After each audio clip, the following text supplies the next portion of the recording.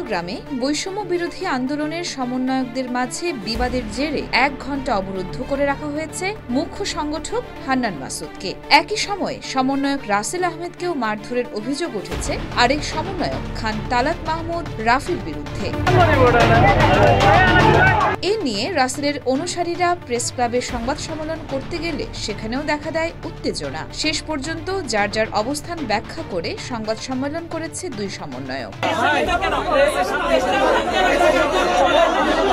ঘটনার সূত্রপাত শনিবার সন্ধ্যায়। এর আগে বিকেলে জুলাই প্রোক্লেমেশন জারির দাবি জানিয়ে লিফলেট বিতরণ শেষে সন্ধ্যায় নগরীর ওয়াসায় একটি অফিসে বৈষম্য বিরোধী ছাত্র আন্দোলনের সমন্বয়ক শিক্ষার্থীরা মিলে মিটিং করে। এক পর্যায়ে সেখানে ছাত্রলীগ নিয়ন্ত্রিত ডট গ্যাংয়ের সদস্যরা মুখ্য সংগঠক আব্দুল হান্নান মাসুদ, কেন্দ্রীয় সমন্বয়ক রাসেল আহমেদ সহ বেশ কিছু শিক্ষার্থীর উপর হামলা করে।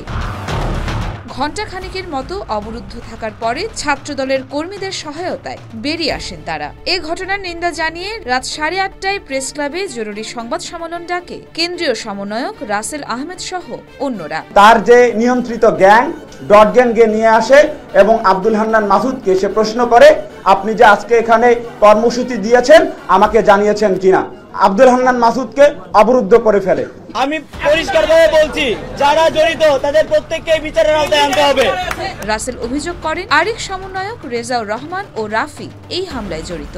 সংবাদ সম্মেলনের কিছুক্ষণ পর সেখানে হাজির হন অভিযুক্ত সমন্বয়ক রাফি। অভিযোগ অস্বীকার করে দোষীদের বিচারের দাবি জানান তিনি। পুরো ঘটনাটি নিয়ে দুপক্ষের অনুসারীরাই একে অপরকে দোষারোপ করছে।